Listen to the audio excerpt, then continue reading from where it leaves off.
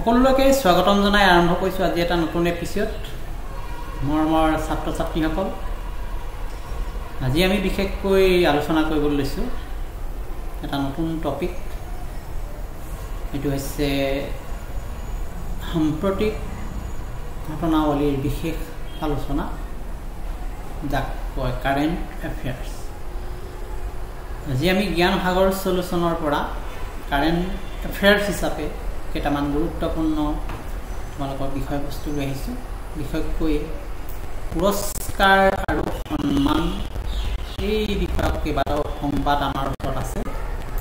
হাসন আমি আলোচনা কৰোঁ এই সংবাদ কেইটাৰ বিষয়ে অক্টোবৰত বিশেষকৈ ৰাসায়ন বিজ্ঞানত নোবেল পুৰস্কাৰ লাভ কৰাৰ কাৰণে এলেনা ভেলাৰ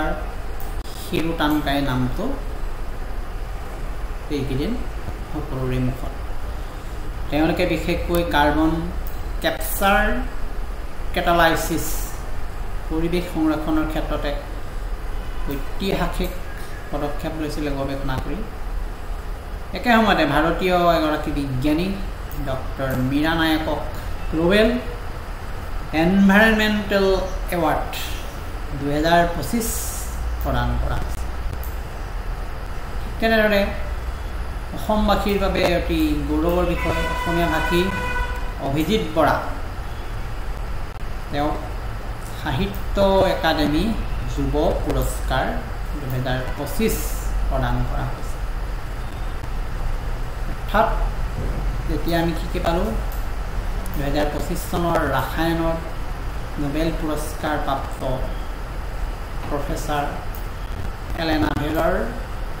ডক্টৰ হিৰুটানকাৰ কথা পালোঁ বিশেষকৈ কাৰ্বন কেপচাৰ কেটালাইসিছৰ যেটো গৱেষণাৰ ক্ষেত্ৰ বায়ুমণ্ডলৰ পৰা কাৰ্বন ডাই অক্সাইড শোষণ কৰি পৰিৱেশ সুৰক্ষাৰ এটা নতুন পদ্ধতি কেনেকৈ উদ্ভাৱন কৰিছে তাৰ বিষয়ে ই উল্লেখ অৰিহণা যোগাইছে তেনেকৈ পৰিৱেশ ৰাসায়ন প্ৰযুক্তিৰ ক্ষেত্ৰত এক বিপ্লৱ পদক্ষেপ তেওঁ আগবঢ়াইছে লগতে পালোঁ আমি এনভাইৰনমেন্টাল এৱাৰ্ডৰ ঘোষণা কৰা কথা গ্লোবেল এনভাইৰনমেন্টাল এৱাৰ্ড ডক্টৰ মীৰা নায়কৰ অৰ্থাৎ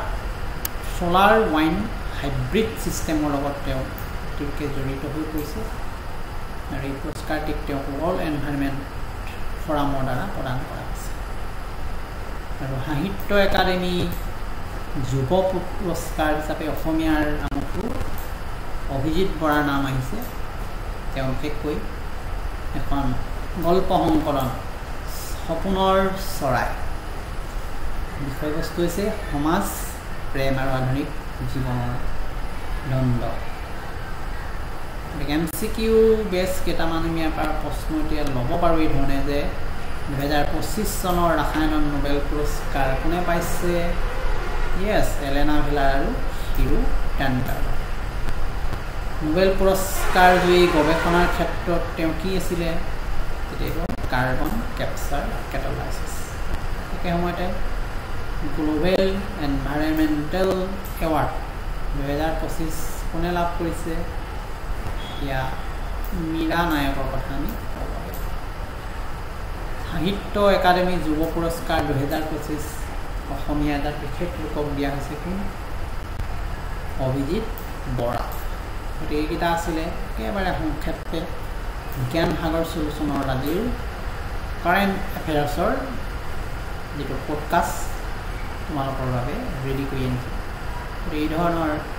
ভিডিঅ' পাই থাকিবলৈ নিশ্চয় জ্ঞান সাগৰ সলিউশন তোমালোকে ছাবস্ক্ৰাইব কৰিবা লগতে মোৰ ফেচবুক পেজ অংকত কৰা ফ'ল' কৰিবা ধন্যবাদ